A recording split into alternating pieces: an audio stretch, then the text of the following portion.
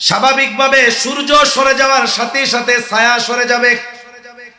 আমি খেয়াল করে দেখলাম সূর্য সরে গেছে, কিন্তু মুহাম্মাদের গা থেকে ছায়া সরে যায় নাই। আমি একটু কাছে গেলাম, কাছে গিয়া দেখি সূর্য সরে গেছে ঠিক, গাছের ছায়া সরে নাই। কারণ হলো গাছটা ঝুঁকে মুহাম্মাদকে ছায়া প্রদান করতেছে। আরেকদিন আরেক জায়গায় মুহাম্মদ বিশ্রাম নিচ্ছে, একজন পাদ্রীর সাথে আমার দেখা। পাদ্রী আমাকে মুহাম্মাদের পরিচয় জিজ্ঞেস করলো। যুবকটাকে বাড়ি কোথায়, নাম কি, বংশ কি, বয়স কত। আমি বিস্তারিত মুহাম্মাদের ব্যাপারে বললাম। এইবার ওই পাদ্রী আমাকে বলল, শোনো, অচিরেই হয়তো এই যুবক নবুয়ত প্রাপ্ত হবে। এই কথা খাদিজা আয়েশা বলছে, মায়সারা আয়েশা খাদিজার কাছে বলছে। ওই যে নবী যখন হেরা গুহায় কোরআন নাজিল হইছে, জিবরাইল আলাইহিস সালাম জড়ায়া ধরছে না, ভয় পাইছে, প্রচন্ড জ্বর আসছে। যখন ঘরে আসছে, খাদিজা কম্বল মুড়ায়া দিছে, আরাকা বিন নাওফেলের কাছে নবীজিরে নিয়ে গেছে। খাদিজার চাচাতো ভাই, এটা তো গেছে নবুয়তির পরে, কিন্তু সিরাতের কিতাবে আসছে মায়সারা আয়েশা যখন বলছে যে এই যুবক ভবিষ্যতে নবী হবে, পাদ্রী বলছে, ওই সময় খাদিজা তার চাচাতো ভাই আরাকা বিন নাওফেলের কাছে গেছে, গিয়া বলতেছে, ভাই তুমি তো বড় আলেম, কাছাকাছি সময়ে কি কোনো নবী আগমনের সংবাদ আছে নাকি? আরাকা বিন নাওফেল বলছে, হ্যাঁ, কাছাকাছি সময়ে এই আরব ভূখণ্ডে একজন নবীর আগমন ঘটবে। খাদিজাতুল কুবরা যখন এই কথা আরাকা বিন নাওফেলের কাছে শুনছে, নববী চরিত্র তো আমার আপনার নবীর মধ্যে আল্লাহ তাআলা ইনক্লুড কইরাই দিয়েছেন। নবীর প্রতি এইবার খাদিজা আকৃষ্ট হয়ে গেছে। আরাকা বিন নাওফেলের কাছ থেকে শুইনা নিয়ত করেছিল বিয়া করবেই না, এখন খালি বান্ধবীদের কাছে মুহাম্মাদের প্রশংসা করে।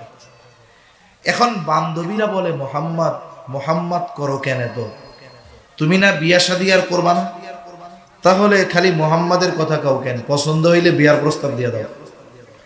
এখানে একটা বিষয় আগের থেকে বলা দরকার। আমরা তো বলি আমরা সভ্য সমাজের বাসিন্দা, আর ওই সময়টাকে বলি জাহেলিয়াতের সময়। কিন্তু এই সভ্য সমাজে আমাদের কিছু চিন্তাধারা, কাজকর্ম এমন আছে যা জাহেলিয়াতের সময়ের কাজকর্মকেও হার মানায়। আছে না নাই?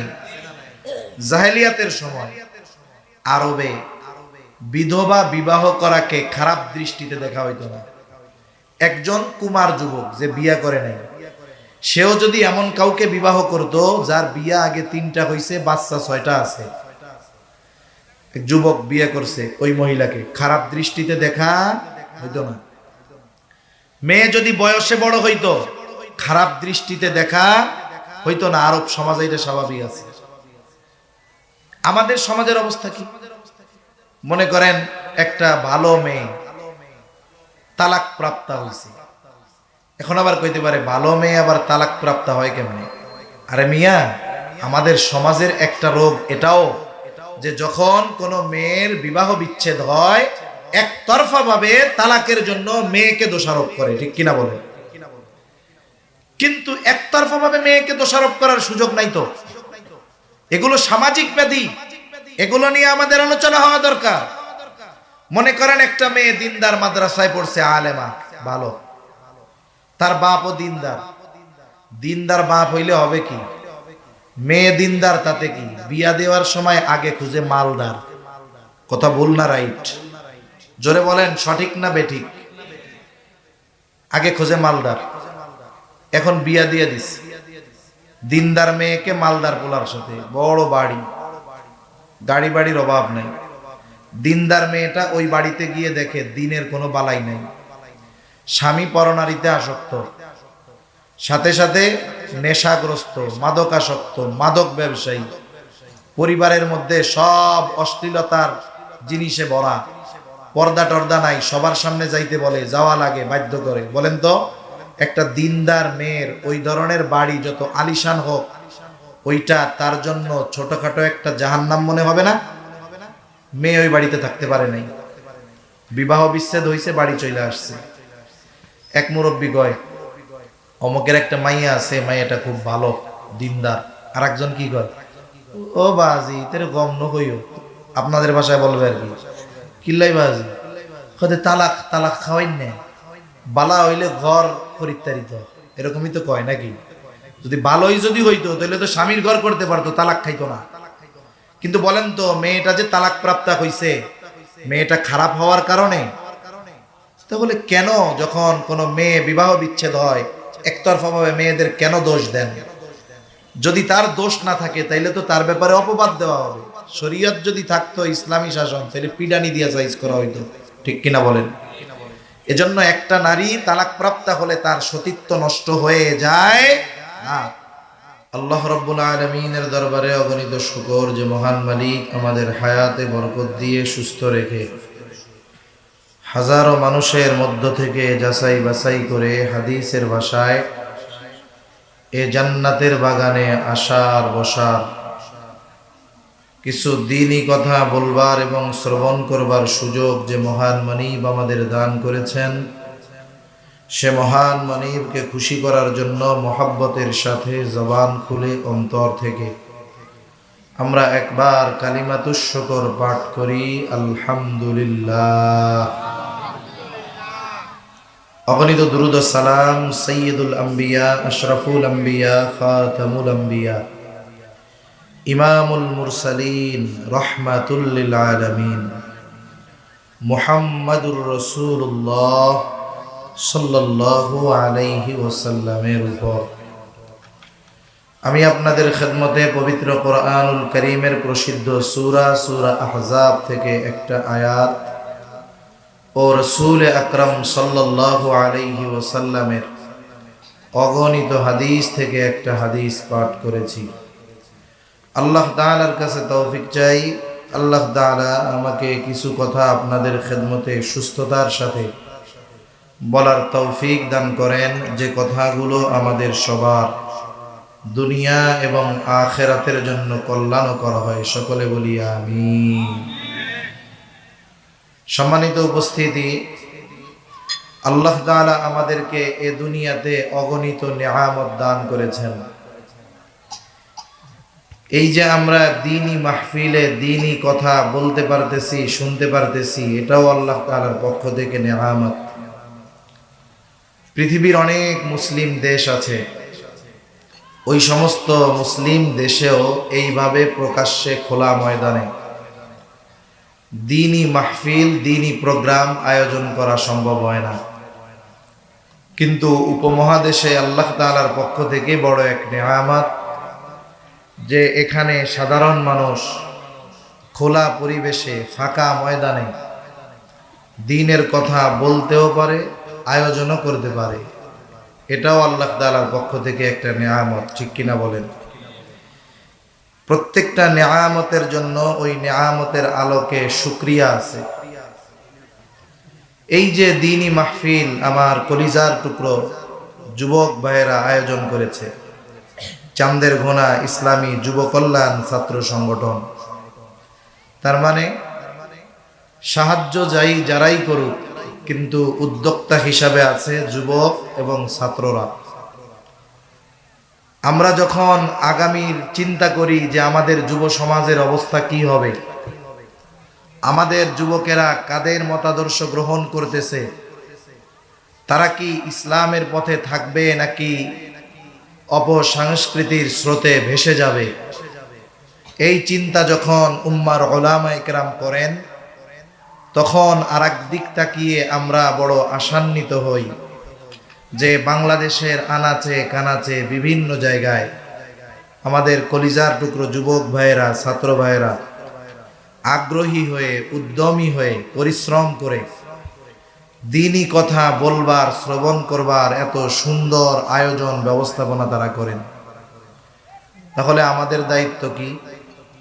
তারা যে আমাদের জন্য এমন এক ব্যবস্থা করে দিলেন, আমাদের দায়িত্ব হলো তাদের এই আয়োজন কামিয়াব করার লক্ষ্যে আমাদের ব্যস্ততা থাকলেও, কর্ম থাকলেও এই আয়োজনের একটা দিন আমাদের সকলকে স্বতঃস্ফূর্তভাবে এই মজলিসে উপস্থিত হয়ে দোকানপাটে না ঘুরে যুবকদের এই আয়োজন কামিয়াব করা, সফল করা, ঠিক কিনা বলেন?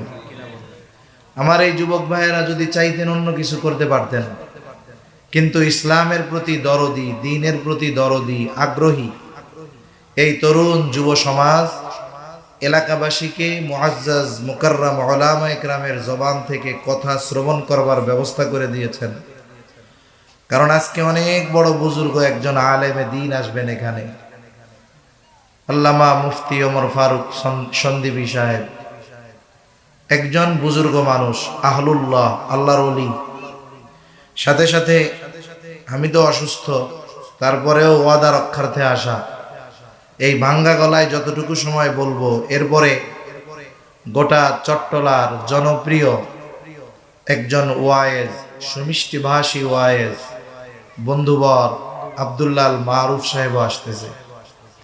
এজন্য আমাদের যত ব্যস্ততা, যত কর্ম থাক না কেন, আমরা একটু ফারিগ হয়ে সময় নিয়ে এখানে বসে আল্লাহর ওলির সাথে আখেরি মোনাজাত করে বাড়িতে ফিরবো। সকলে জবান খুলে বলেন ইনশাআল্লাহ। বলা যায় না কার দোয়া কবুল হয়ে যায়, কার ওসিলায় কার দোয়া কবুল হয়, বলা যায় না। তা সর্বোপরি দোয়া করি আমার ছাত্র যুবক ভাইদের জন্য যে আল্লাহ তাআলা তাদের এই আয়োজন কবুল করুক। আল্লাহ তাআলা তাদের সকলকে আগামীর রাহবার হিসাবে, দ্বীনের খাদেম হিসাবে আল্লাহ কবুল করুক। সকলে বলি আমিন। সম্মানিত উপস্থিতি, আমি যে আয়াতখানা আপনাদের খেদমতে তিলাওয়াত করেছি, উক্ত আয়াতের মধ্যে আল্লাহ তাআলা মূলত রাসূল আকরাম সাল্লাল্লাহু আলাইহি ওয়াসাল্লামের আদর্শকে সার্বজনীন হিসাবে সাব্যস্ত করেছেন। শুরুতে একটা কথা বইলা নেই, কয়েকদিন যাবৎ বিগত সময় আমি খুব অসুস্থ ছিলাম। ঠান্ডার থেকে এমন কাশি হয়েছে যে কথা বলতে পারতাম না। কথা শুরু করছি তো 2-3 মিনিট ধরে কাশি চলতেছে, এরকম অবস্থা হয়ে গেছে। আলহামদুলিল্লাহ আজকে আমি একটু অন্যান্য দিনের তুলনায় ভালো অনুভব করতেছি, আলহামদুলিল্লাহ। এরপরেও যদি অসুস্থতা জনিত কারণে একটু কাশি টাশি আসে, আপনারা একটু বেজার হইয়েন না, রাগ হবেন নাকি। একটু ধৈর্যের সাথে সময় দেওয়া যাবে না ইনশাআল্লাহ। তাহলে আল্লাহ তাআলা রাসূল সাল্লাল্লাহু আলাইহি ওয়াসাল্লামের চরিত্রকে সার্বজনীন হিসাবে ঘোষণা করেছেন। নবীজির চরিত্র কেমন, আরেকটা জিনিস আমাদের মনে রাখতে হবে, আমরা যদি নববী চরিত্রে চরিত্রবান না হই, আমরা যদি আমাদের চরিত্রকে পরিশুদ্ধ না করি, আমরা বলি না যে নতুন করে স্বাধীনতা অর্জিত হয়েছে, জালেমের পতন হয়েছে, এখন আমরা আল্লাহর কাছে কি চাই? আমি তো দোয়ার মধ্যে বলি যে আল্লাহ আমাদেরকে একজন ন্যায়পরায়ণ আমানতদার শাসক দান করেন, যিনি রাষ্ট্রকে আমানত মনে করবেন, নিজের বাপের, নিজের স্বামীর মনে করবেন না, মনে করবেন এই দেশ সবার। সাথে সাথে এও বলি আল্লাহ ন্যায়পরায়ণ একজন শাসক দেন, যাতে কেউ মাজলুম না হয়, একেবারে প্রত্যন্ত অঞ্চলের একেবারে গরিব মানুষটাও যেন ন্যায় বিচার পায়, এমন একজন শাসক দান করেন। এরকম শাসক আমরা সবাই চাই কি চাই না? বলেন তো, এইরকম সচ্চরিত্রবান শাসক যদি আমরা চাই, আমাদেরকেও তো সচ্চরিত্রবান হওয়া দরকার। আমরা যদি সচ্চরিত্রবান না হই তাহলে কি হবে? শাসকের চেয়ারে চেহারার পরিবর্তন হবে, কিন্তু চরিত্রের পরিবর্তন হবে না। দেখবেন লোহা পিটাইলে একটা আওয়াজ হয়, কি কয় গন্ত? যেই সেই। লোহা পিটাইলে কি কয়? লোহা বলে যেই সেই, পিটাওয়ার যা করো, আমি লোহাই আছি। তাহলে আমরা যদি পরিবর্তনের জাগরণ না তুলি, নিজেরা যদি পরিবর্তন না হই, তাহলে কিন্তু আমাদের ন্যায়পরায়ণ আমানতদার শাসক আমাদের নসিবে আসবে না। এজন্য আমাদের স্লোগান হবে যে আমরা আমাদের চারিত্রিক পরিবর্তন আনব, সাথে সাথে এমন শাসকের জন্য আল্লাহর কাছে দোয়া করব যিনিও সৎ চরিত্রের অধিকারী, ঠিক কিনা বলেন? আর এই সৎ চরিত্র যদি অর্জন করতে হয় রাসূলুল্লাহ সাল্লাল্লাহু আলাইহি ওয়াসাল্লামের আদর্শ চরিত্র অনুসরণ ব্যতি রেখে সম্ভব নয়। তাহলে যে কথা বলতেছিলাম, আল্লাহ তাআলা আমার আপনার নবীজির চরিত্রকে সার্বজনীন চরিত্র বলে অভিহিত করেছেন। কেন? বলে নবীর চরিত্র হলো এমন এক চরিত্র, এই চরিত্র যদি কোনো অমুসলিম ধারণ করে তাহলে সে দুনিয়ার জগতে সফল হয়ে যায়। আর যদি কোনো ইমানদার আমার আপনার নবীর চরিত্রকে ধারণ করে, বলে তার দুনিয়া আখিরাত উভয় জাহান সফল হয়ে যায়। কেমন চরিত্র আমার আপনার নবী? আপনাদের এলাকার সবচাইতে বড় ভালো মানুষ, বুজুর্গ মানুষ, তারও অনেক সময় চারিত্রিক সত্যায়ন পত্রের দরকার হয়, চারিত্রিক সনদের। দেখা যায় যে এক এলাকার সবচাইতে বড় সচ্চরিত্রবান ব্যক্তি, তার চরিত্রের সার্টিফিকেট যার কাছ থেকে আনতে গেছে সে হলো ওই এলাকার সবচাইতে নিকৃষ্ট চরিত্রের অধিকারী। হয় কি হয় না এরকম? গোমস যত রকমের চুরি সব আছে, এর কাছ থেকে গিয়ে আনতে হয় একজন বুজুর্গের চরিত্রের সার্টিফিকেট, সনদ। কিন্তু আমার আপনার নবীজির চারিত্রিক সত্যায়ন নবুয়তির আগে তাই দিয়েছে, নবুয়তির পরে আল্লাহ তাআলা আমার আপনার নবীজির চারিত্রিক সত্যায়ন কোরআনুল কারীমে দিয়েছেন। আল্লাহ তাআলা কি বলেন? আল্লাহ তাআলা বলেন, ওয়া ইন্নাকা লাআলা খুলুকিন আযীম। আপনি মহান চরিত্রে অধিষ্ঠিত। নবীজির চরিত্রকে মহান বলে অভিহিত করেছেন কে? জবান খুলে বলেন, আরো জোরে বলেন, কে? আল্লাহ। আরেকটা বিষয় হলো, নবীর চরিত্র যে নবুয়তির পরে সুন্দর ছিল, আগে সুন্দর ছিল না, বিষয়টা কিন্তু এমন নয়। বরং নবীজির চরিত্র নবুয়তির আগেও যেমন পরেও তেমন, পরেও যেমন আগেও তেমন। তাহলে তফাৎ কোথায়? একটা উদাহরণ দিলে বুঝতে সহজ হবে। মনে করেন এক ব্যক্তি সৌদি আরব থেকে একটা স্বর্ণের বার আনছে, গোল্ড বিস্কিট। 10 বছর আগে ওই স্বর্ণের বার এনে ওইটাকে ঘরের মধ্যে আলমারির মধ্যে ঢুকিয়ে রাখছে। বলেন তো 10 বছর পরে ওই ব্যক্তি যখন তার স্বর্ণের বারটা বের করবে, 10 বছর আগে ওই স্বর্ণের বারটা যেমন চকচকা ছিল, 10 বছর পরে ওই রকম চকচকা থাকবে নাকি? থাকবে না। 10 বছর পরে ওই স্বর্ণের টুকরাটা বা বিস্কিটটা উজ্জ্বলতা হারিয়ে ফেলবে, দেখলে মনে হবে তামা, কাঁসা, পিতল। স্বর্ণের উজ্জ্বলতা না থাকুক, কিন্তু স্বর্ণের দাম কি কমবে নাকি? স্বর্ণ স্বর্ণই থাকবে। এখন যদি আপনি ওই স্বর্ণের টুকরাটা বাজারে নিয়ে যান, ঈদগাঁও বাজারে নিয়ে যদি স্বর্ণকারের কাছে বলেন, ভাই আমার স্বর্ণটাকে একটু অ্যাসিড পানি দিয়ে পরিষ্কার করে দাও, এইবার গরম অ্যাসিডের মধ্যে স্বর্ণের বারটা স্বর্ণকার একটা চুবনি দিয়ে যখন তুলবে, মুহূর্তের ভিতরে আবার আগের মতো স্বর্ণ সেই উজ্জ্বলতা ফিরে পাবে। তাহলে স্বর্ণের উজ্জ্বলতা না থাকার কারণে তার দাম কমে যায় না। এখন যদি আমি আপনি এই উপমা দেই, নবীজির চরিত্র হলো স্বর্ণ, নবুয়তির আগেও স্বর্ণ, পরেও স্বর্ণ। বলে তফাৎ কোথায়? বলে নবুয়তির আগে নবীর চরিত্র স্বর্ণ, তবে এটার উজ্জ্বলতা একটু কম ছিল। বলে নবুয়তির পরে আল্লাহ তাআলা নবুয়তির মাধ্যমে এই চরিত্রের উজ্জ্বলতাকে আরো বাড়ায়া দিছেন। এখন কি হলো? বলে নবুয়তির আগে আমার আপনার নবীর সুন্দর চরিত্রে মুগ্ধ হয়েছিল মক্কাবাসী, আর নবুয়তির পরে উজ্জ্বলতা আল্লাহ তাআলা বাড়িয়ে দিয়েছেন, এই জন্য নবীর চরিত্রে মুগ্ধ হয়েছিল গোটা বিশ্ববাসী। নবীজির চরিত্র এমন ভাবে আল্লাহ তাআলা হেফাজত করেছেন, একটু খেয়াল দিয়া কথাগুলো শুনতে হবে। বলে শরীয়তে ইসলামে যত কিছু নিষেধ আছে, হারাম আছে, এই নিষিদ্ধ কোনো বিষয় নবুয়াতির আগে আমার আপনার নবীর দ্বারা কখনোই সংগঠিত হয় নাই। তার মানে শরীয়তে যত হারাম আছে, কোনো হারাম কাজ আল্লাহ তাআলা আমার আপনার নবীর মাধ্যমে নবুয়াতির পরে তো বহুদূর, নবুয়াতির আগেও কখনো আল্লাহ তাআলা সংগঠিত হতে দেন না। অনেক জিনিস আছে যেগুলো নবুয়াতির পর পর হারাম হয় নাই, বরং অনেক পরে হারাম হয়েছে। যেমন মদ পান, এটা নবুয়াতির পরপরই হারাম হয় নাই, অনেক পরে হারাম হয়েছে। নবুয়াতির পরেও সাহাবায়ে কেরাম মদ পান করতেন, কারণ তখনও শরীয়তে হারাম হয় নাই। কিন্তু কেউ এ কথা বলতে পারবে না যে মদ তো হারাম হয় নাই, তাহলে নবীজিও নবুয়াতির পরে মদ পান করছেন, এ কথা কেউ বলতে পারবে না।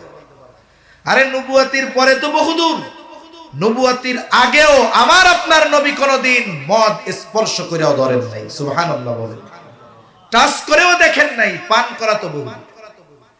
আল্লাহ তাআলা নবীকে হেফাজত করেছেন কেমনে? নবুয়াতির আগে আল্লাহ তাআলা ওই সমস্ত বিষয় থেকে নবীকে হেফাজত করেছেন যেগুলো নবুয়াতির পরে আল্লাহ হারাম করেছেন। কেমনে? একটা উদাহরণ দিই।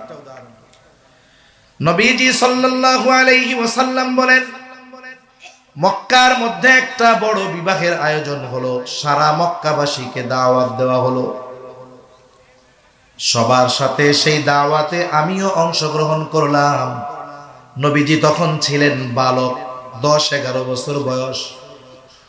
ওই বিবাহের মূল আকর্ষণ ছিল রাতের বেলা খাবার দাবারের পর সারা রাত ব্যাপী নাচ গানের অনুষ্ঠান হবে খোলা ময়দানে। সবাই খাবার দাবার শেষ করে অপেক্ষমান, কখন ডাক আসবে, কাঙ্ক্ষিত অনুষ্ঠান মানুষে দেখবে, উপভোগ করবে। সবাই অপেক্ষা করতেছে।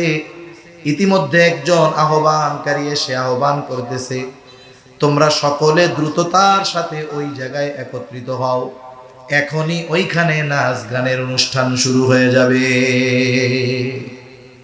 আপনাদের অঞ্চলে হয় নাকি বিবাহ উপলক্ষে নাচ গান? হয়। এগুলো খুব ফালতু কাজ, জাহেলিয়াতের সময়ের কাজ। আমাদের দেশে বিবাহ পরবর্তী সাংসারিক জীবন অধিকাংশ ব্যক্তির দেখি শান্তি থাকে না, অশান্তি। এর কারণ কি? বলে বিবাহ অনুষ্ঠানে ইসলামিক কাজ হয় ছোট্ট একটু। ইসলামের কাজ কোনটুকু হয় জানেন? হুজুররে ডাইকে আইনা খুতবা দিয়া বিয়া পড়ানো, এইটুক ইসলামের আলোকে হয়। এরপরে তাড়াতাড়ি পোলাপান হুজুর রেখে, হুজুর আপনি তাড়াতাড়ি যান গা, এখন আমাকে কাম আছে। বুঝেন নাই কথা? বাকি সব যা হয় অন ইসলামিক কাজ। মেয়ে দেখা থেকে নিয়ে শুরু করে, বাছাই করা থেকে শুরু করে, ওই ছোট্ট একটু কাজ শুধু ইসলামের আলোকে হয়, আর বাকি সব অমুসলিমদের রীতিনীতি অনুসরণ করে হয়। ঠিক কিনা বলেন? এজন্য কোটি টাকার কাবিন হয়, মাগার বিবাহ টিকে না। মনে রাখতে হবে, বিবাহ একটা ইবাদত। নবীজি বিবাহ করেছেন, বিবাহ কিভাবে উম্মত করবে এর দিক নির্দেশনা নবীজি রেখে গিয়েছেন। এজন্য সুন্নাহ পদ্ধতি বাদ দিয়ে বিবাহ করে, বিবাহ দিয়ে শান্তি যদি তালাশ করা হয়, এটা কেমন যেন কচু গাছ লাগায়া ফার্নিচার বানানোর আশা করা। এজন্য বিবাহগুলো গুনাহমুক্ত হতে হবে। বিবাহগুলো কি মুক্ত হতে হবে? জোরে বলেন। একেবারে শুরু থেকে A to Z গুনাহমুক্ত হতে হবে। যাই হোক, বিবাহ সম্পর্কিত আলোচনা করলে আমি সব কথা বলতাম, কিন্তু আমি তো অন্য বিষয় বলতে চাচ্ছি। এখন সবাইকে ডাক যখন দিছে, দৌড় শুরু করছে সবাই। কারণ কি? বলে আগে গেলে আগে বসা যাবে, ভালো মতো দেখা যাবে, শোনা যাবে। নবীজি বলেন, আমার সাথে যারা, এরাও আমাকে ডাকতেছে, মুহাম্মদ তাড়াতাড়ি চলো, আগে না গেলে কিন্তু জায়গা পাওয়া যাবে না। নবীজি বলেন, ওরা তো আমাকে তাদের সাথে যাওয়ার জন্য ডাকে, আর আমার দু চোখ জুড়ে ঘুম চলে এসেছে, আমার দেহটা কেমন যেন দুর্বল হয়ে আসছে। এই অবস্থা দেখে আমাকে রেখে ওরা চলে গেল। আমার দু চোখ জুড়ে ঘুম। আমি বাড়ির এক কর্নারে গিয়ে ঘুমিয়ে পড়লাম, শুয়ে পড়লাম। সারা রাত ঘুমে কেটে গেল, কিছুই আমি টের পাই নাই, কোনো আওয়াজ আমার কানে আসে নাই। সকাল হয়ে গেছে, সূর্য উঠে গেছে। যখন সূর্যের আলো আমার চোখের উপরে পড়েছে, আমার ঘুম ভেঙেছে। এরপরে আমি সজাগ হয়েছি, ওই যে আমার চোখে তন্দ্রা এসেছিল, ঘুম এসেছিল, ওর পর থেকে ঘুম ভাঙার আগ পর্যন্ত এই বাড়িতে কি হয়েছে এর কিছুই আমি টের পাই না। আল্লাহ তাআলা কেন হেফাজত করেছেন?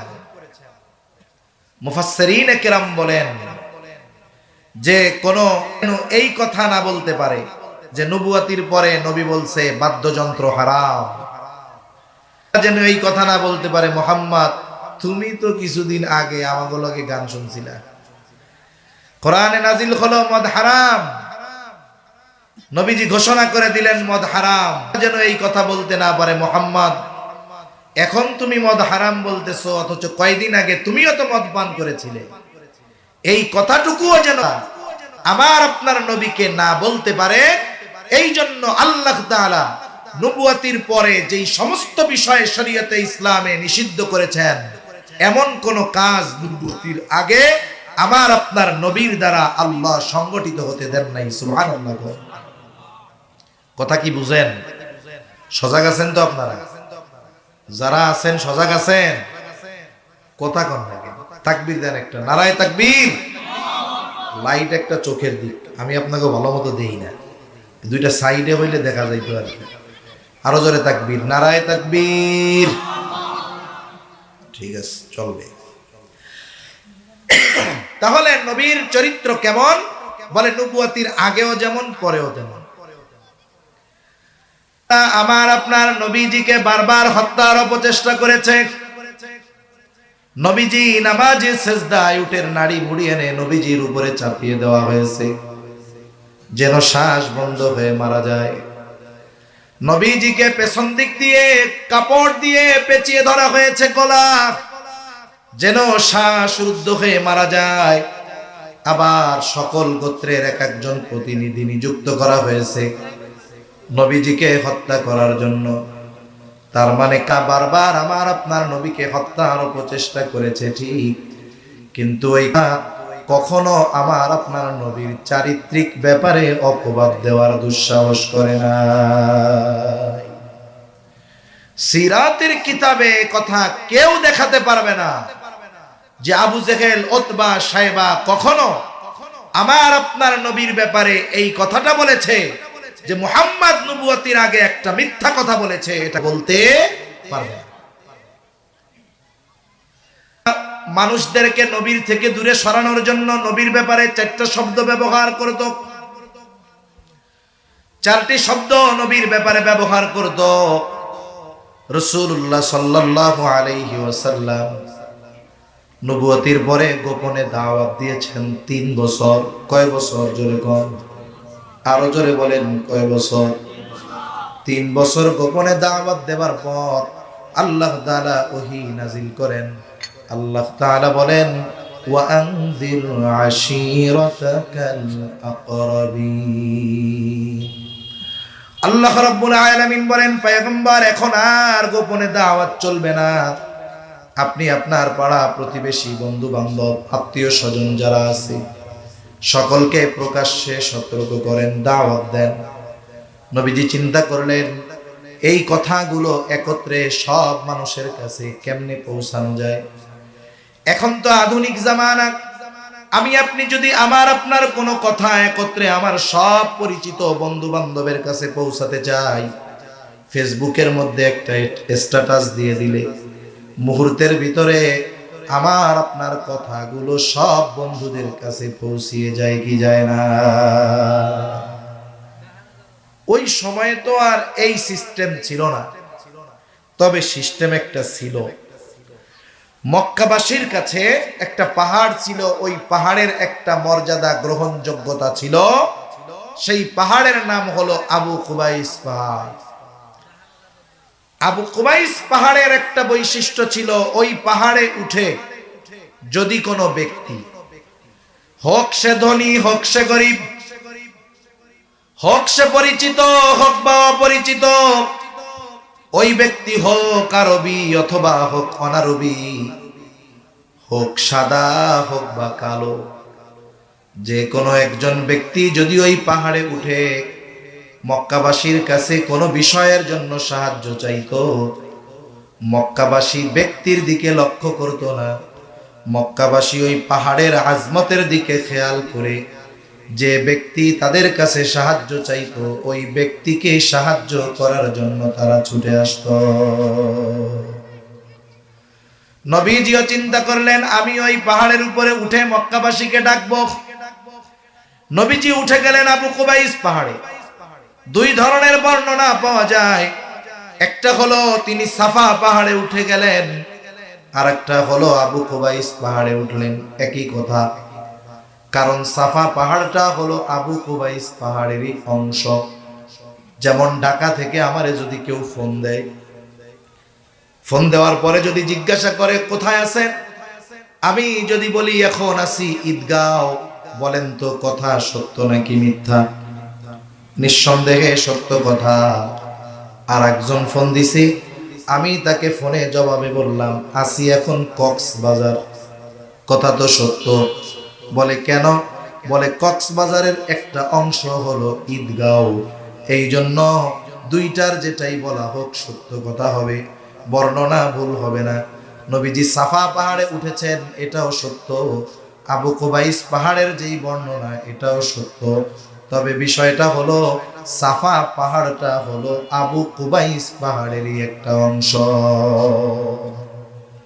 ঈদগাঁও যেমন কক্সবাজারের অংশ, সাফা পাহাড়টাও আবু কুবাইস পাহাড়ের অংশ।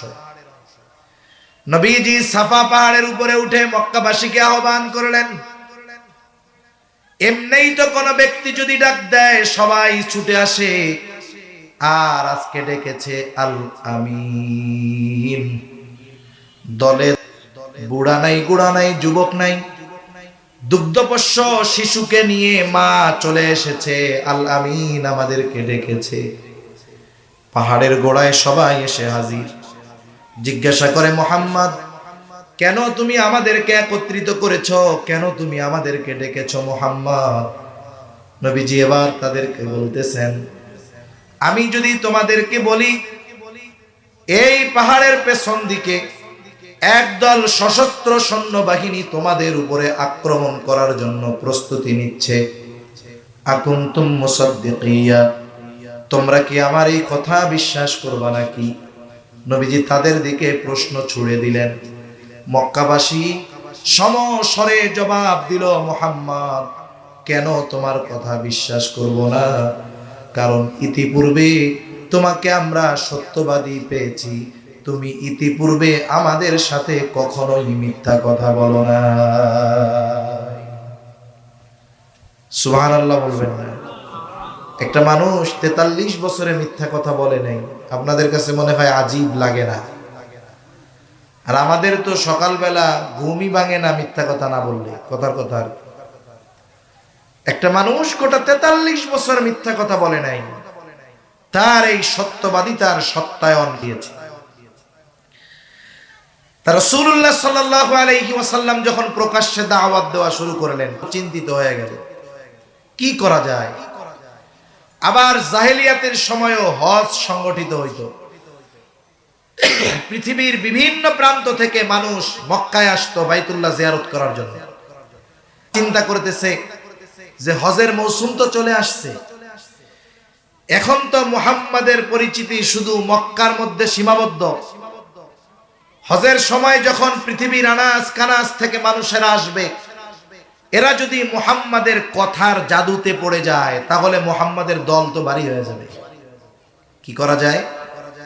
ওই মানুষগুলোকে মুহাম্মাদের থেকে দূরে সরায় রাখতে হবে, এমন ভয়ভীতি দিতে হবে যাতে করে মানুষগুলো মুহাম্মাদের ধারে কাছে না যায়। এখন তারা পরামর্শ করছে কি করা যায়, লোকগুলোকে মুহাম্মাদের থেকে ঠেকানো যায় কেমনে। তারা চিন্তা করলো মক্কা প্রবেশের যতগুলো রাস্তা আছে প্রত্যেক রাস্তার একবারে মুখে তাদের প্রতিনিধি দাঁড় করিয়ে দিবে এবং ওই প্রতিনিধিরা আগত মানুষদেরকে মুহাম্মাদের ব্যাপারে সতর্ক করবে। কি বলে সতর্ক করবে? শুরুতে বলেছিলাম আমার আপনার নবীর থেকে মানুষদেরকে দূরে সরানোর জন্য, দূরে ঠেলে দেওয়ার জন্য 4টি শব্দ নবীর ব্যাপারে ব্যবহার করবে। কয়টি শব্দ? 4টি শব্দ। এক গ্রুপ দাঁড়িয়ে গেছে উত্তর দিকের প্রবেশদ্বারে একেবারে মুখে। ওই দিক দিয়ে যত মানুষ মক্কায় প্রবেশ করতেছে উঁচু আওয়াজে ঘোষণা করে দিচ্ছে, শোনো, আমাদের মক্কায় একজন লোক আছে, তার নাম হলো মুহাম্মদ। খবরদার, সে কিন্তু একজন পাগল, তোমরা তার ধারের কাছেও যাবা না। দক্ষিণ দিকের প্রবেশের মুখে একবারে আর একদল লোক দাঁড় করে দিছে। তারা যারাই আসে তাদেরকে ঘোষণা দিয়ে জানিয়ে দেয়, শোনো, মক্কা একজন লোক আছে, তার নাম হলো মুহাম্মদ, সে কিন্তু একজন গণক, খবরদার তার দ্বারের কাছেও তোমরা যাবা না। পূর্ব দিকের প্রবেশের যেই রাস্তা, ওই রাস্তার মুখে একদলকে দাঁড় করায়া দিছে। সে উঁচু আওয়াজে ঘোষণা করতেছে, শোনো, তোমরা তো মক্কায় হজ পালনের জন্য আসছো, তবে আমাদের মক্কায় একজন লোক আছে, তার নাম হলো মুহাম্মদ, সে কিন্তু একজন কবি, খবরদার তার কাছে তোমরা যাবা না। পশ্চিম দিকের প্রবেশদ্বার, রাস্তার মুখে একদল লোক দাঁড় করায় দিয়েছে। ওই দিক দিয়ে যারাই আসে তাদেরকে তারা জানায়া দেয়, শোনো, মক্কায় একজন লোক আছে, তার নাম হলো মুহাম্মদ, সে কিন্তু একজন জাদুকর, খবরদার তোমরা তার কাছে যাবা না। আচ্ছা বলেন তো, পৃথিবীর বিভিন্ন প্রান্ত থেকে যেই মানুষগুলো মক্কায় আসতেছিল, এরা কেউ কি জানতো যে মক্কায় একজন লোক আছে তার নাম মুহাম্মদ? কেউ কি জানতো? কেউ জানতো না। আল্লাহর সিস্টেম কত কঠিন। আল্লাহ বলে, তোরা আমার হাবিব থেকে মানুষদেরকে দূরে সরানোর চক্রান্ত করতেছস, দাঁড়া, কামডা আমি তোগো দিয়াই করব। কারণ আল্লাহ তাআলা বলেন, ওয়া মাকারু ওয়া মাকারাল্লাহ আল্লাহু খায়রুল মাকিরিন। আরে আল্লাহ তাআলার পলিসি হলো উত্তম পলিসি। তোরা ষড়যন্ত্র চক্রান্ত করবি, আর আল্লাহ তাআলা এমন পলিসি গ্রহণ করবে যে তোদের ওই ষড়যন্ত্র চক্রান্ত আল্লাহ তাআলা নিঃসাত করে দিবে। ঠিক কিনা বলে? প্রথম কাজ কি? একটা ব্যক্তিকে যদি মানুষ না চিনে তার ব্যাপারে তো আগ্রহী হবে না। আল্লাহ তাআলা এর মাধ্যমে পৃথিবীর আনাস কানাস থেকে আগত প্রত্যেকটা মানুষের কর্ণকুহরে একটা শব্দ পৌঁছিয়ে দিয়েছেন। সেই শব্দটা কি? জোরে বলেন তো। মুহাম্মদ। কি বলেন না? কথা কি বুঝেন না আপনারা? কি শব্দ পৌঁছাই দিছে কানের মধ্যে? মুহাম্মদ। মানুষের অভ্যাস, বলে আল ইনসানু হারিসুন আলা মা মুনিয়া, মানুষকে যেটা থেকে বারণ করা হয় ওইটা করার জন্য আরো ওর মধ্যে খুসখুসাই বেশি। এটা না করা পর্যন্ত আর ভালো লাগে না। এখন ওদের মানা করেছিল যে খবরদার মুহাম্মাদের কাছে কিন্তু যাওয়া না। এখন শহরে ঢুইকা দেখে সবার মুখে এক কথা, মুহাম্মদ মুহাম্মদ মুহাম্মদ। কে রে মুহাম্মদ? যে তার ব্যাপারে এইভাবে আমাদেরকে সতর্ক করা হইল, তাকে তো দেখতেই হবে, না দেখলে তো হবে না। মানা করছে দেখিস না, এখন কি কয়? না দেখলে হবে। যাদের জাদু দেখতে ভালো লাগে তারা জাদু দেখার জন্য মুহাম্মদকে তালাশ করে। যারা গণকের কাছে যায় তারা মুহাম্মদকে তালাশ করে। যারা কবিতা পছন্দ করে তারা মুহাম্মদকে তালাশ করে। যারা পাগল দেখতে চায় মুহাম্মদকে তালাশ করে। একটু জবান খুলে জবাব দিবেন, বলেন তো আমার আপনার নবী গণক নাকি? জোরে বলেন, গণক নাকি? আমার আপনার নবী পাগল নাকি? আমার আপনার নবী কবি নাকি? আমার আপনার নবী জাদুকর নাকি? আমার আপনার নবী কিছুই না। আমার আপনার নবীর কাছে কোনো জাদু নেই। কিন্তু মানুষ তো দলে দলে জাদু দেখতে গেছে, কবিতা শুনতে গেছে, গণক দেখতে গেছে, পাগল দেখতে গেছে। আমার আপনার নবী এই সবের কোনো কিছুই না। এই সব কোনো কিছুই আমার আপনার নবীর কাছে নাই। আমার আপনার নবীর কাছে যেটা আছে সেটা হলো আল কোরআন। নবীর কাছে কি আছে? নবীর কাছে আছে কি? জোরে বলেন, এটা কি? আল কোরআনুল কারীম। সেজন্য নবীর কাছে যে যায়, নবী তারে কোরআন শোনায়া দেয়, নবী তাকে কোরআন শোনায়া দেয়। এই যে শীত মৌসুম, আপনাদের কক্সবাজারেও হয়তো হবে আন্তর্জাতিক কেরাত সম্মেলন হবে। হয়েছে নাকি? এখনো একটাও, আরো হবে সামনে। পৃথিবীর বিভিন্ন প্রান্ত থেকে কারি সাহেবরা আসবেন, তাদের সুললিত কণ্ঠে কোরআনের তিলাওয়াত শোনাবেন। ওই কেরাত সম্মেলনে শুধু যে আলেমরা যায় তা না, মূর্খ মানুষও যায়। যে কোরআন পড়তে পারে না সেও যায়, কোরআন বুঝে না সেও যায়। কিন্তু বলেন তো, পড়তে পারুক আর না বুঝুক, কোরআন শুইনা মজা লাগে কি লাগে না? লাগে। কতজন কোরআন তিলাওয়াত শুইনা আইসা অভিযোগ দেয়। কি অভিযোগ দেয়? আইসা বলে, হুজুর বুঝলাম না, এই যে কেরাত মাহফিলে কেরাত পড়তে কারি সাহেবরা আসে, হুজুররা আসে, হুজুর একে মুখে না দাড়ি নেই। কি বলে? একটা অভিযোগ দিচ্ছে আর কি নাই? দাড়ি নেই। এর দ্বারা এই মানুষগুলো দাড়ির প্রতি একটা মহাব্বত, ভালোবাসা বোঝায়। মনে করেন আপনাদের এলাকার একজন মুসল্লি, সে সকালে বিকালে 2 বার শেভ করে যেন দাড়ি না উঠে। এই মুসল্লি মসজিদে গিয়া দেখে ইমামের মুসল্লায় ওনার মতো আর একজন দাঁড়ায় আছে নামাজ পড়ানোর লেগে, হেতেরও দাড়ি নেই। বলেন তো, ওই দাড়িবিহীন মুসল্লি দাড়িবিহীন ইমামের পেছনে নামাজ পড়তে চাইবে? পিটানি লাগাবে। ওই বেটা, তোরে ইমামতি করতে কইছে কেটা? দাড়ি দুড়ির খবর নাই, অথচ নিজেরও কিন্তু দাড়ি নাই। এর দ্বারা কি বোঝা যায়? যে এদেশে একজন আলেম, হুজুর, ইমাম, কারি সাহেব, মুয়াজ্জিন, মাদ্রাসার শিক্ষক, এরা দাড়িবিহীন। এটা এদেশের মানুষ দাড়ি ছাড়া হইলেও, সে নিজের দাড়ি না থাকলেও দাড়িবিহীন হুজুর, এটা সে মাইনা নিতে চায় না। ঠিক কিনা বলেন? এটা দাড়ির প্রতি তাদের একটা মর্যাদা, সম্মান, মহব্বতের বহিঃপ্রকাশ। দোয়া করি যাদের দাড়ি নাই, আল্লাহ তাদের দাড়ি রাখার তৌফিক দান করেন। এখন আয়েশা আমাদের কাছেও বলে যে, হুজুর কারি সাহেব আনছে বিদেশ থেকে, হুজুর দাড়ি দুড়ি কিচ্ছু নাই। এরপরে কি বলে?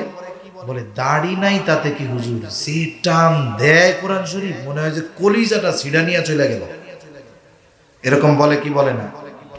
কারি সাহেবরা যখন তিলাওয়াত করে, এমনি তো আমি পারি না ওইরকম, আরো গলার অবস্থা তো খারাপ, কাশিতে অবস্থা খারাপ। প্রথম যখন কারি সাহেব ঠান্ডা মাথায় পড়ে না, তিলাওয়াত করে না, ওয়াদ-দুহা ওয়াল-লাইলি ইযা সাজা মা ওয়াদ্দা'আকা রাব্বুকা ওয়া মা ক্বালা, এরকম কয়েকবার পড়ে না? এরপরে 4-5 আয়াত পড়ার পরে এরপরে কানের মধ্যে আঙ্গুল দেয়, দেয় না? এরকম ওয়াদ-দুহা ওয়াল-লাইলি ইযা সাজা মা ওয়াদ্দা'আকা রাব্বুকা ওয়া মা ক্বালা। হয় কারি সাহেব মতে। কিন্তু যখন আবার আর একটু এসকনিয়া টান দেয়, এক টানে সূরা দোহা শেষ। যতই সূরা দোহার লাস্ট প্রান্তের দিকে কারি সাহেব অগ্রসর হয়, কারি সাহেবেরও তিলাওয়াতের একটা ভাব প্রভাব শ্রোতাদের মধ্যে পড়ে, শ্রোতারা দাঁড়ায় যায়। যখনই সে শেষ করে, ওয়া আম্মা বিনিআমাতি রাব্বিকা ফাহাদ্দিস, গোটা মজলিসের হাজারো জনতা মুহূর্তের ভিতরে তাদের হৃদয়ের আবেগ থেকে উচ্চ আওয়াজে উচ্চারণ করে আল্লাহু আকবার। ঠিক কিনা বলেন? এই আওয়াজ আসে কেন? বলে তিলাওয়াত শুনতে শুনতে হৃদয়ের মধ্যে সমুদ্রের মতো একটা ঢেউ উঠা যায়, ওইটার বিস্ফোরিত হয় আল্লাহু আকবারের তাকবীরের আওয়াজের দ্বারা। একটু চিন্তা করেন তো, দাড়িবিহীন এক কারি সাহেবের জবানে তিলাওয়াত শুনে হৃদয়ের হালত যদি এমন হতে পারে, তাহলে যার কাছে আল্লাহ কোরআন নাজিল করেছেন, স্বয়ং তার পবিত্র জবানে যারা কোরআনের তিলাওয়াত শুনেছে, তাদের অন্তরের অবস্থা কেমন হতে পারে? এটা বলে বোঝানো সম্ভব নয়, যারা শুনেছে তারাই বুঝবে। চিন্তা করে দেখেন, গেছিল জাদু শোনার জন্য, নবীজি শোনায় দিলেন কোরআন। দেখা যাইতো জাদু দেখতে গিয়া, কবিতা শুনতে গিয়া, গণক দেখতে গিয়ে, পাগল দেখতে গিয়ে, নবীর জবানে কোরআন শুনে অন্তরে ঈমানের নূর প্রজ্বলিত করে ওরা বাড়িতে ফিরত। তাহলে কামার আপনার নবীর থেকে মানুষদেরকে ঠেকানোর জন্য যেই চারটা বিষয় নবীর ব্যাপারে বলতো, এই চারটি জিনিস কারো চারিত্রিক ত্রুটির কারণ হতে পারে না। এই জন্য আমার আপনার নবীর চরিত্র হলো স্বর্ণ, নবুয়তির আগেও যেমন পরেও তেমন। কিন্তু আফসোস লাগে তখন যখন দেখি নবীর ওই দুশমনেরা নবীর ব্যাপারে চারিত্রিক অপবাদ দেওয়ার দুঃসাহস করে নাই। কিন্তু ১৫০০ বছর পরে অনেক ক্ষেত্রে মুসলমানের ঘরে জন্ম নিয়ে অনেক মুনাফিক মার্কা মানুষ আমার আপনার নবীজির চারিত্রিক ব্যাপারে অপবাদ দেওয়ার দুঃসাহস করে। প্রথমত তাদের এই বিষয়টা মনে রাখতে হবে, এটা আমার মতো কোনো সাধারণ মোল্লা না যে আমার ব্যাপারে যদি কেউ চারিত্রিক অপবাদ দেয়। অপবাদ কি? যেটা আমি করি নাই। তাহলে কিছু মানুষ একথা বিশ্বাস করে নিবে যে এটা করলেও করতে পারে, না করলে কইছে নাকি? কিন্তু বলেন তো, এই পৃথিবীর ৫০০ কোটির উপরে আছে অমুসলিম, ২০০ কোটি মুসলমান। ৫০০ কোটি অমুসলিম যদি একযোগে আমার আপনার নবীজির চারিত্রিক ব্যাপারে অপবাদ দিয়ে দেয়, বলেন তো ২০০ কোটি মুসলমান যার হৃদয়ে ন্যূনতম ঈমান আছে, সেও কি এর দেওয়া ওই অপবাদ বিশ্বাস করবে? করবে না, কোনো সংশয় অন্তরে আনবে না। বরং যেইটা সবচেয়ে দুর্বল ইমানদার, ও মনে মনে কইব, নবীর বিরুদ্ধে এরকম কইছস, তোরে যদি সামনে পাইতাম, পাড়া দিয়া, গলার মধ্যে পাড়া দিয়া জিহ্বাটা বের করে টান দিয়ে ছিঁড়ে ফেলতাম। ঠিক কিনা বলেন? সেজন্য নবীর চারিত্রিক ব্যাপারে অপবাদ দিয়ে এই উম্মতের নবীর প্রতি মুহাব্বত কিয়ামত পর্যন্ত কমানো যাবে। তবে জানার দরকার কোন কোন বিষয়ে ঈসা নবীর ব্যাপারে কোন কোন বিষয়ে আপত্তি তুলে, জানা দরকার। এর জবাবও আমাদের জানা দরকার। ১ নাম্বার, নবীর ব্যাপারে তারা যে অপবাদ দেয়, বলে ২৫ বছরের যুবক মুহাম্মদ বিবাহ করেছে ৪০ বছরের একজন নারীকে, বলে বিয়াটা করছে সম্পদের লোভে। নাউজুবিল্লাহ বলেন। এত আস্তে, জোরে বলেন নাউজুবিল্লাহ। অথচ ইতিহাস কি বলে? ইতিহাস বলে আমার আপনার নবী খাদিজাকে বিবাহের প্রস্তাব নিজে দেনই নাই। বিবাহের প্রস্তাব এসেছে খাদিজাতুল কুবরার পক্ষ থেকে। লম্বা ইতিহাস, মূল কথাগুলো আমি শুধু আপনাদের খেদমতে বলি। খাদিজাতুল কুবরা ২ জন স্বামী ইন্তেকাল করেছে, ২ স্বামীর ঘর করেছেন, ২ জনই ইন্তেকাল করেছেন। ২ স্বামীর মৃত্যুর পর খাদিজা দৃঢ় প্রতিজ্ঞাবদ্ধ হলেন তিনি আর বিবাহ শাদী করবেন না। স্বামীরদের থেকে পাওয়া কিছু সম্পদ আর পিতার কিছু সম্পদ দিয়ে খাদিজা ব্যবসা শুরু করে দিলেন। খাদিজাতুল কুবরা রাদিয়াল্লাহু তাআলা আনহা পুত পবিত্র একজন নারী ছিলেন, বিদুষী বুদ্ধিমতী একজন নারী ছিলেন। গোটা আরবে ওনার চরিত্রের সুনাম ছিল। ওই জাহেলিয়াতের সময় খাদিজাতুল কুবরার উপাধি ছিল তাহেরা, পুত পবিত্রা। পৃথিবীর বিভিন্ন প্রান্ত থেকে বড় বড় রাজা বাদশাহ, বড় বড় সম্পদশালীরা বিবাহের প্রস্তাব দিয়েছে।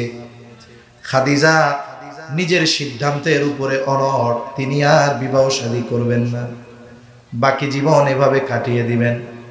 ব্যবসা বাণিজ্য করেন খাদিজা। খাদিজার বয়স তখন ৩৭ বছর।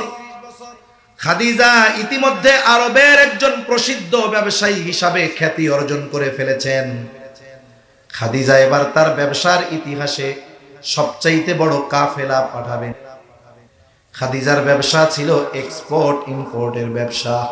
বাজারে মক্কার যেই পণ্যগুলো চাহিদা সম্পন্ন ছিল ওই পণ্যগুলো পাঠাই, আর মক্কার বাজারে এই পণ্যগুলোর চাহিদা, ওই পণ্যগুলোকে কিনে এনে বিক্রয় করবেন মক্কার বাজারে। এক্সপোর্ট ইম্পোর্টের ব্যবসা। এত বড় কাফেলা, এর জিম্মাদার হিসাবে একজনকে খাদিজা তালাশ করতেছে, যে একজন বিশ্বস্ত আমানতদার লোক দরকার, যাকে এই কাফেলার জিম্মাদারি দেওয়া যায়। খাদিজা খুঁজে পায় না। ইতিমধ্যে আবু তালেব জানতে পারলেন খাদিজা এমন একজন লোক খুঁজতেছে। নিজের ভাতিজার ব্যাপারে তো তার জানাই ছিল। আবু তালেব আমার আপনার নবীজিকে বলে, ও মুহাম্মদ, তুমি খাদিজার কাছে যাও, খাদিজার কাছে গিয়ে বলো তুমি তার কাফেলার দায়িত্ব নিতে আগ্রহী। খাদিজা বিশ্বস্ত একজন মানুষ খুঁজতেছে, তুমি খাদিজাকে গিয়ে বলো, একটু গরম চা লাগবে, তুমি একটু খাদিজাকে গিয়ে বলো যে আপনার এই কাফেলার দায়িত্ব নিতে আমি আগ্রহী। নবীজি কি বললেন? বয়স 22 বছর তখন নবীর। নবী বলতেছে, আমি কোনো দায়িত্ব চেয়ে নিতে রাজি নাই। খাদিজা যদি আমাকে এই দায়িত্ব নেয়ার ব্যাপারে প্রস্তাব দেয় আমি ভাইবা দেখব। কেন? বলে দায়িত্ব চেয়ে নেওয়া এক জিনিস, দায়িত্ব চাপায়া দেওয়া আর এক জিনিস। মনে করেন যে কোনো একটা বিষয়ের দায়িত্ব আমি যদি আপনাদের কাছ থেকে জোর করে চাইয়া নেই যে ভাই সকল দায়িত্বটা আমাকে দেন, এখন এই দায়িত্ব আপনারা দিলেন, চিন্তা করলেন হুজুর মানুষ, ওনারে তো দিতে সমস্যা নেই। এখন দায়িত্ব দেওয়ার পরে এই দায়িত্ব পালনে আমি ব্যর্থ, ফেল, তাহলে আপনারা কি করবেন? একসাথে আমারে বলবেন না, দূর মিয়া হুজুর আপনি করবেন ইমামতি, মাদ্রাসায় পড়াবেন, ওয়াজ নসিহত করবেন, আপনারা দায়িত্ব নিতে গেছি কিনা? পারেন না কিছু লাভ দিয়া নিজের থেকে আবার দায়িত্ব চাইয়া নেয়। বেশি কথা বলবে কি বলবে না। কিন্তু আপনারা একটা দায়িত্ব আমারে দিতে চান, আমি নিতে চাই না। আপনারা জোর করে চাপাই দিচ্ছেন, হুজুর নেন নেন আমরা আছি তো, কোনো সমস্যা নাই। এখন বলেন তো, যদি জোর করে দায়িত্ব চাপিয়ে দেওয়ার পরে ওই দায়িত্ব পালনে আমার যদি কোনো ত্রুটি বিচ্যুতি হয়ে যায়, আপনারা কিছু বলার আগে আমি বলবো দায়িত্ব দিছেন কেন? ঠিক কিনা বলেন? তাহলে দায়িত্ব চেয়ে নিলে এক অবস্থা, চাপায়া দিলে আর এক অবস্থা। হযরত লোকমান কোরআনুল কারীমে ওনার নামে একটা সূরা আছে, ওনার ব্যাপারে তাফসীরে আসছে যে ওনাকে নবুয়ত আর হিকমত, ওনার সামনে এই দুইটা জিনিস দেওয়া হয়েছে, যে উনি চাইলে নবুয়ত নিতে পারবে, হিকমত নিতে পারবে, ইখতিয়ার দেওয়া হয়েছে। হযরত লোকমান হিকমতকে গ্রহণ করেছেন, নবুয়তকে গ্রহণ করেন নাই। অথচ প্রত্যেকটা নবী পরিপূর্ণ হিকমতওয়ালা, নবুয়তির মধ্যে হিকমত পরিপূর্ণ আছে, এরপরেও নবুয়ত গ্রহণ না করে হিকমত গ্রহণ করলেন। জিজ্ঞাসা করা হলো, লোকমান নবুয়তের মতো মর্যাদাপূর্ণ দায়িত্ব গ্রহণ করবার সুযোগ থাকার পরেও কেন আপনি হিকমত গ্রহণ করলেন? অথচ নবুয়তের মধ্যেই হিকমত পাওয়া যাইত।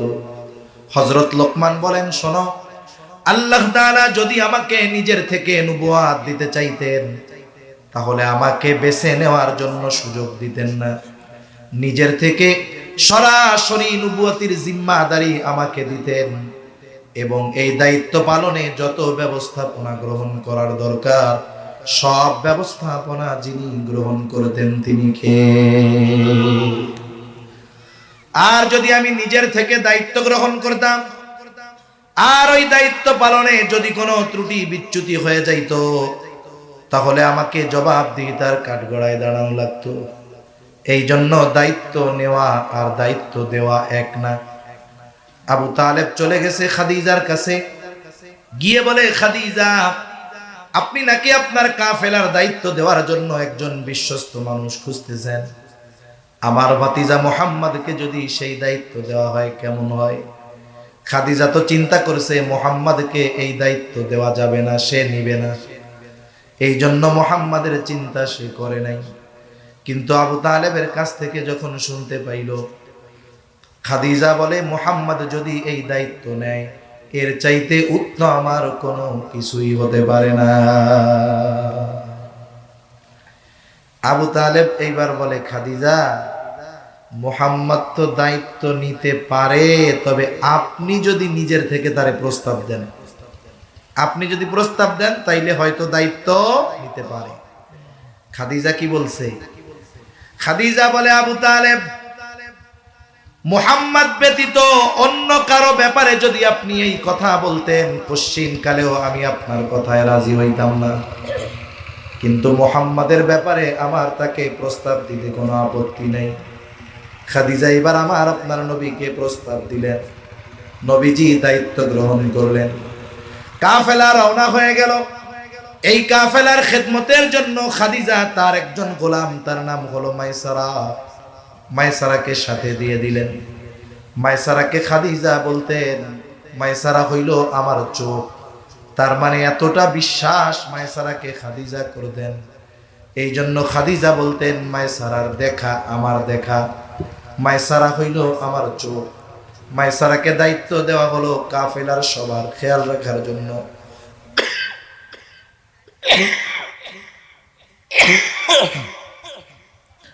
মাইসারাকে দায়িত্ব দেওয়া হলো সবার খেয়াল রাখার জন্য। মাইসারা সবার খেয়াল রাখছে, বিশেষ করে নবীজির ব্যাপারে তাকে বলা হলো। সফর শেষ হলো,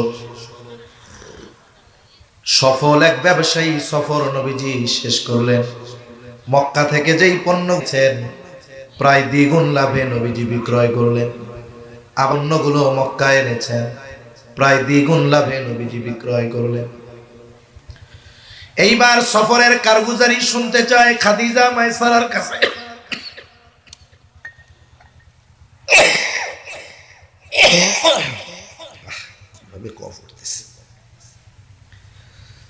আল্লাহ সুস্থতা দান করেন।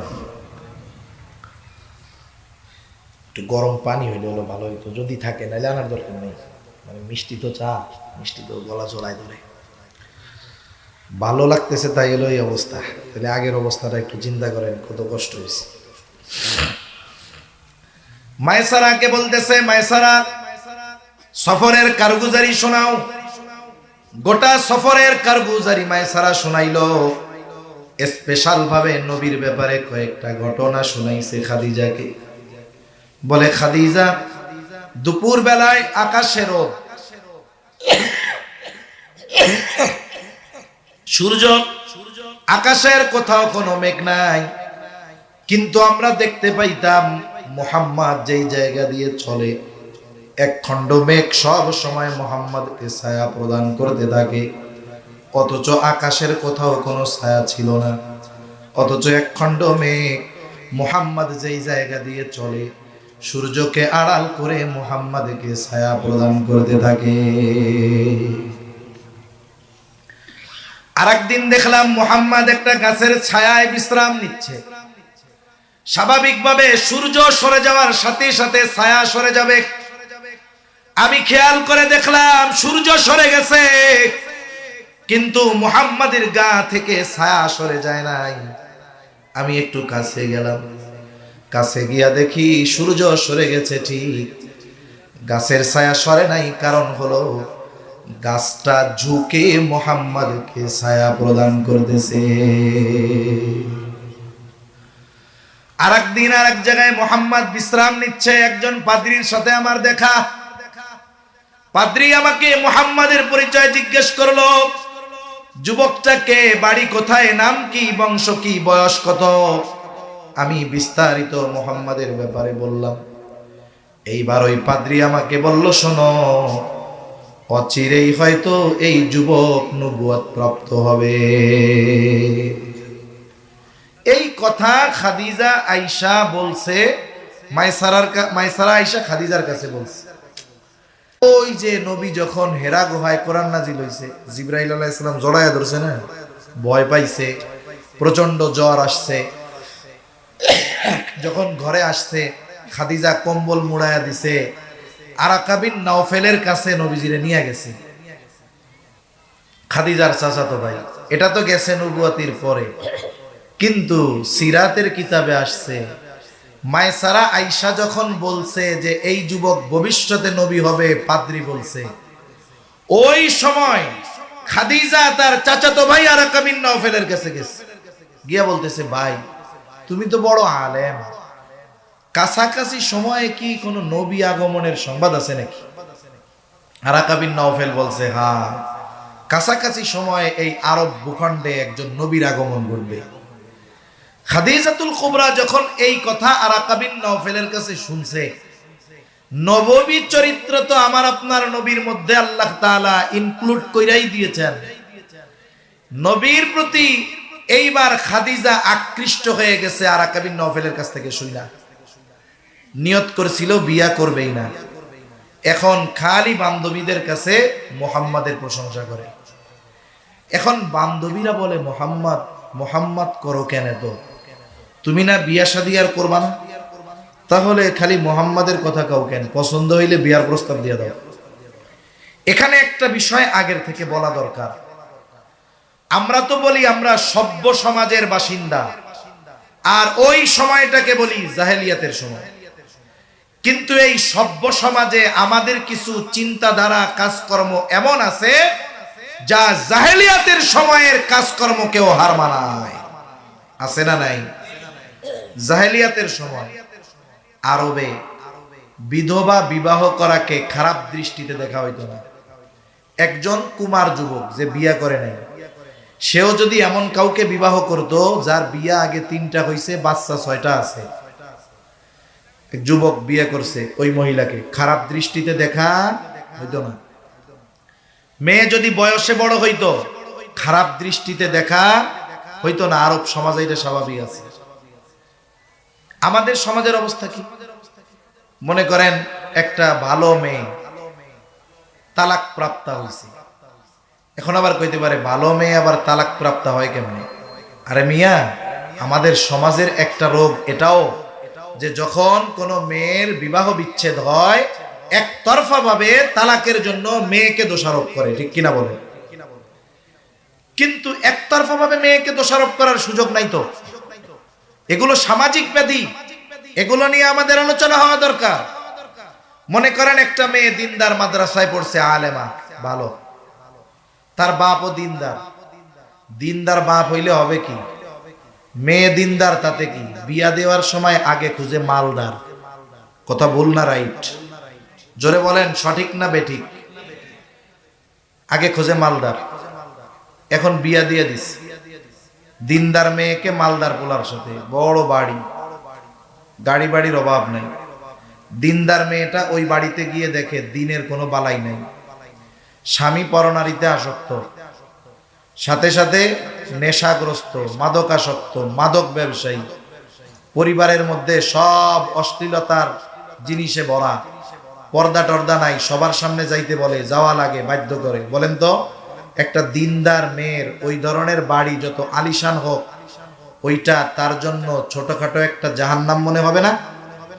মেয়ে ওই বাড়িতে থাকতে পারে নাই, বিবাহ বিচ্ছেদ হয়েছে, বাড়ি চলে আসছে। এক মুরব্বী কয়, অমুকের একটা মাইয়া আছে, মাইয়াটা খুব ভালো, দিনদার। আর একজন কি কয়, ও বাজি তেরে গম নইও, আপনাদের ভাষায় বলবে আর কি, কিল্লাই বাজি কদে তালাক তালাক খাওয়াই না, বালা হইলে ঘর খরিদ্দারিত, এরকমই তো কয় নাকি? যদি ভালোই যদি হইতো তাহলে তো স্বামীর ঘর করতে পারতো, তালাক খাইতো না। কিন্তু বলেন তো, মেয়েটা যে তালাক প্রাপ্ত হইছে, মেয়েটা খারাপ হওয়ার কারণে? তাহলে কেন যখন কোনো মেয়ে বিবাহ বিচ্ছেদ হয়, একতরফা ভাবে মেয়েদের কেন দোষ দেন? যদি তার দোষ না থাকে তাইলে তো তার ব্যাপারে অপবাদ দেওয়া হবে। শরীয়ত যদি থাকতো, ইসলামী শাসন, তাহলে পিডানি দিয়ে জায়েজ করা হইতো, ঠিক কিনা বলেন?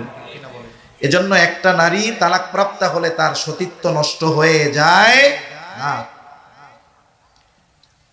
আমাদের সমাজে যদি কোনো যুবক এখন বলে যে আব্বা অমুকের মাইয়াটা তালাক প্রাপ্তা, আমার তো একটু বয়সে বড়, তাতে কি, কিন্তু দিনদার, তার সাথে আমার একটু বিয়া দিয়ে দেন, এই প্রস্তাব মা বাপরে বলার সাথে সাথে মা বাপ জিব্বা 3 হাত বাইর করে দিয়া কইব, আস্তাগফিরুল্লাহ, এ কথা কইস না, ইজ্জত সম্মান থাকবো না, তুই বেড়া অবিহিতা বলা, আর ওই বিবাহিত মাইয়া বিয়া করবি, আমি তো ঘরের থেকে বেরোতে পারবো না, ইজ্জত আমার শেষ, এ কথা আর কইস না।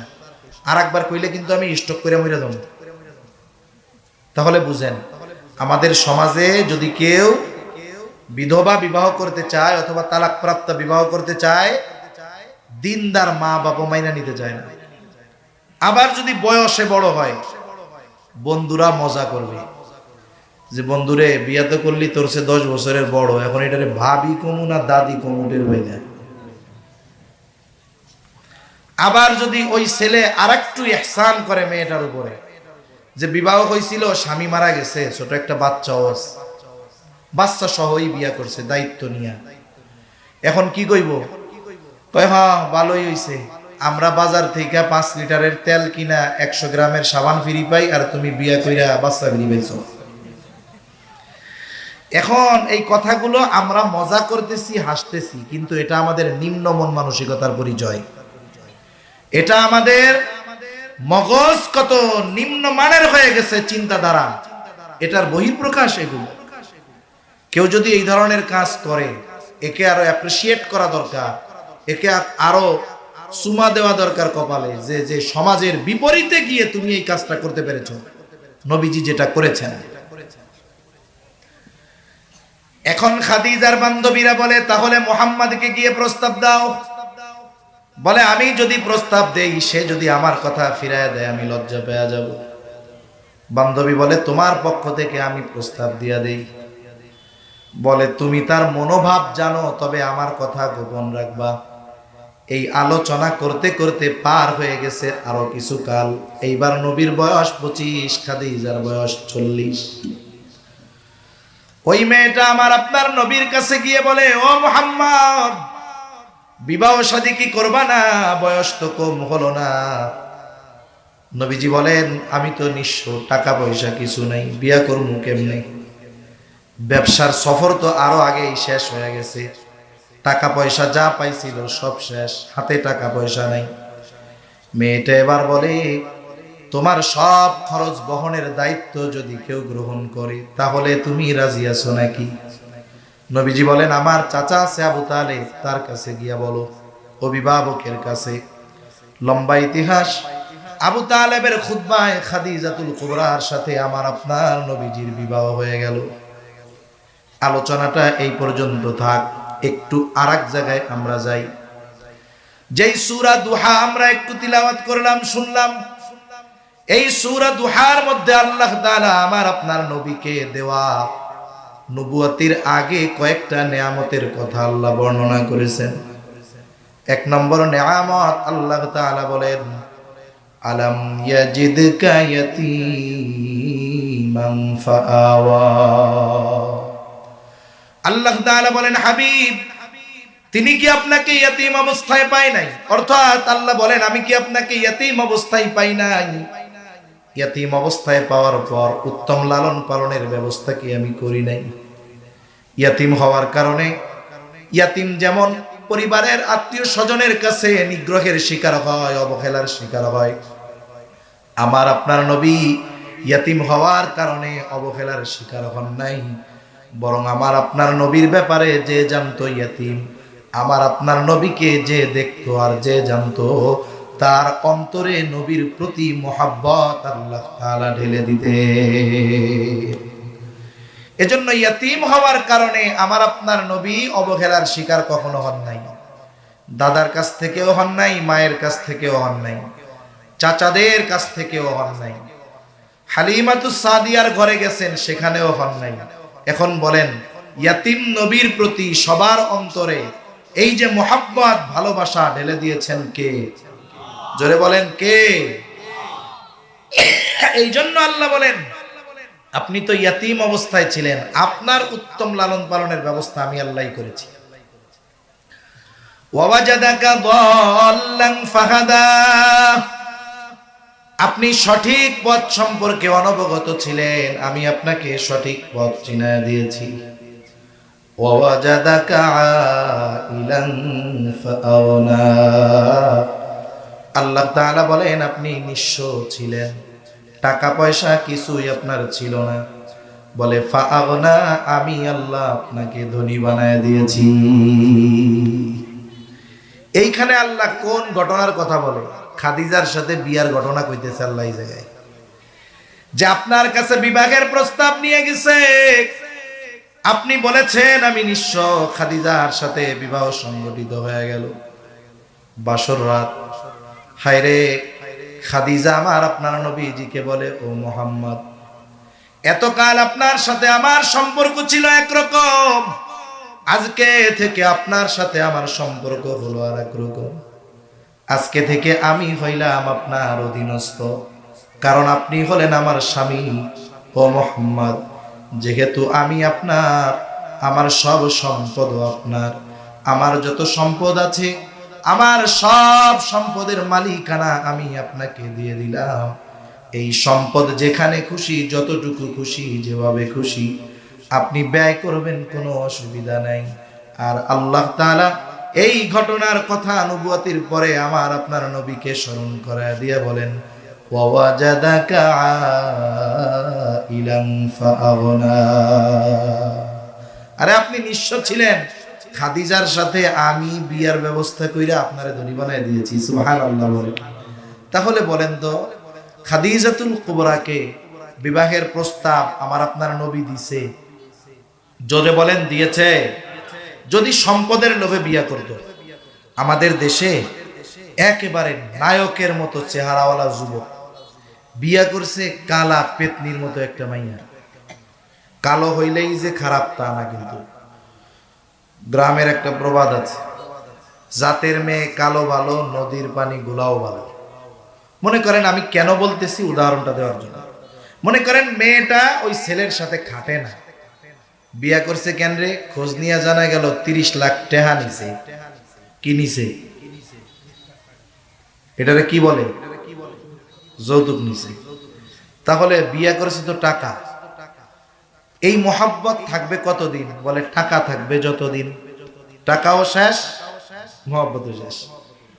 এরপরে দেখবেন যে ওই মহিলারা আর সহ্য হয় না, বাইর করে দিবে, এই করবে, কষ্ট করে দিবে, জুলুম করবে, অত্যাচার করবে। এই ঘটনা সারা দেশের সব জায়গায় কম বেশি ঘটে কি ঘটে না? তাহলে সম্পদের লোভে যদি বিবাহ করে, সম্পদ পাওয়ার পরে, খাওয়ার পরে যারে বিয়া করছে এর প্রতি আর আগ্রহ থাকে না। কিন্তু বলেন তো, আমার আপনার নবী খাদিজা যখন সব সম্পদের মালিক নবীজিকে বানায়া দিলেন, খাদিজার প্রতি কি নবীজির ভালোবাসা কমে গেছিল? জোরে বলেন, কমেছিল? এই বিবাহের পরে নবীজি খাদিজার সাথে সংসার করছে 25 বছর। কত বছর? আরবের সমাজে তখন একাধিক বিবাহ এটা স্যাম্পল বিষয় ছিল। এখনো এক বিয়া করলে ওইটারে পুরুষ কয় না।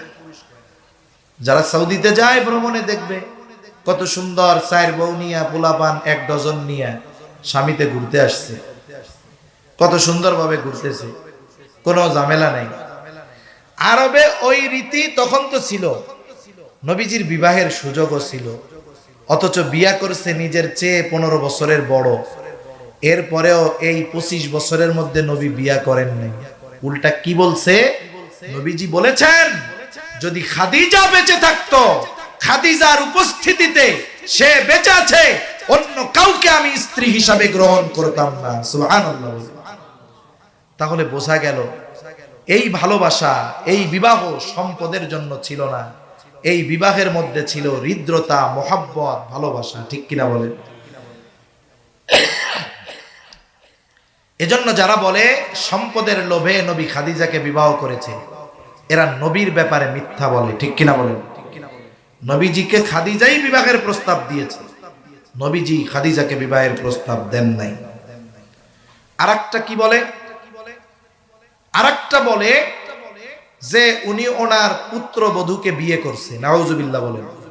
স্বাভাবিকভাবে পুত্রবধূকে বিবাহ করা শ্বশুরের জন্য হারাম। আরব সমাজে একটা কুসংস্কার ছিল, পালক পুত্রকে নিজের পুত্র মনে করা হইত। মারা যাওয়ার পরে নিজের পুত্র যেমন ওয়ারিশ, সম্পদ পেয়ে যায় ওয়ারিশ হিসাবে, ওই রকম পালক পুত্রকেও ওয়ারিশ হিসাবে সাব্যস্ত করা হইতো।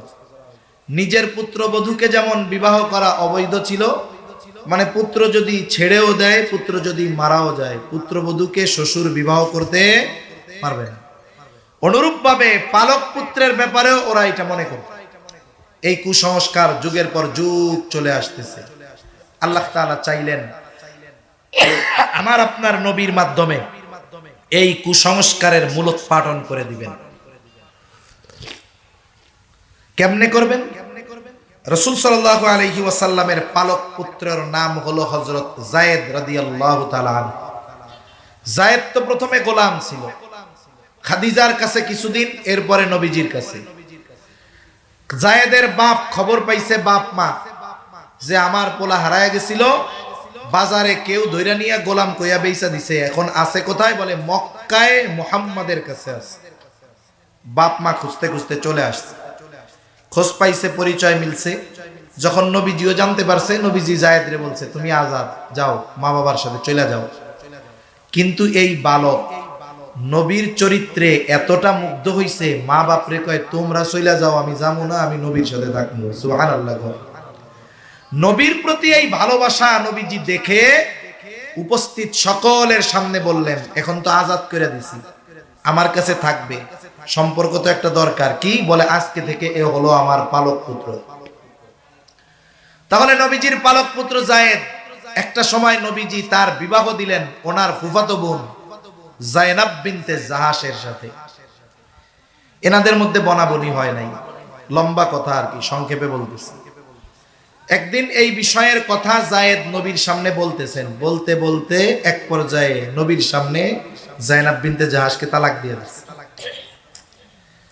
এখন আল্লাহ তাআলা ওহী নাজিল করে দিবেন, তালাক তো দিছে, ইদ্দত শেষ হইলে এবার আপনি যায়েদের তালাক প্রাপ্ত স্ত্রী আপনার ফুফাতো বোন যায়নাব বিনতে জাহাসকে বিয়ে করবেন। আল্লাহ নির্দেশ দিছে। আর নবী চিন্তা করতেছে যে এই সমাজে এই কাম করলে কেমন হইব।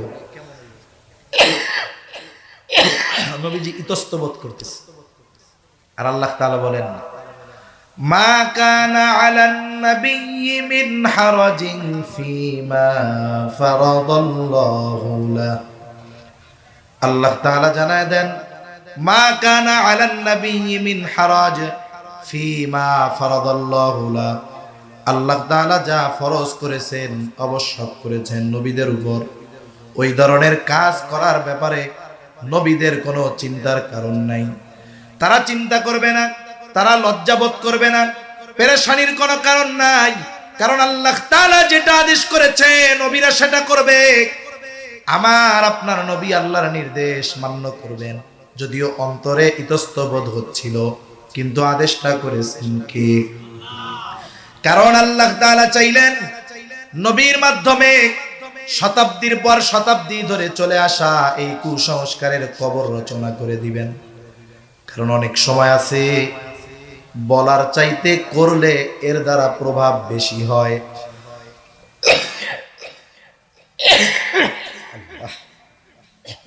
একটা উদাহরণ দিই তাহলে বুঝতে সহজ হবে। যেমন হুদায়বিয়ার সন্ধির সময়, আল্লাহ, হুদায়বিয়ার সন্ধির সময়, ওই সময় তো মূলত সাহাবায়ে কেরাম মদিনা থেকে মক্কার উদ্দেশ্যে গেছেন উমরা করার জন্য, বাইতুল্লাহ জিয়ারত করার জন্য। সাহাবায়ে কেরাম যারা গেছে এরা বড় আশা নিয়ে গেছে যে ৪-৫ বছর তারা মক্কায় যায় না, বাইতুল্লাহ একটু দেখবে, ধরবে, আত্মীয় স্বজনের সাথে দেখা করবে। রাস্তা ১০ ভাগের ৯ ভাগ চলে গেছে মক্কার কাছাকাছি। তাবু গাড়ছে হুদায়বিয়া নামক কূপের পাশে। যাই হোক, প্রতিনিধি আসছে, কথাবার্তা হইছে, সর্বশেষ একটা চুক্তি হইছে। ওই চুক্তির যতগুলো ধারা ছিল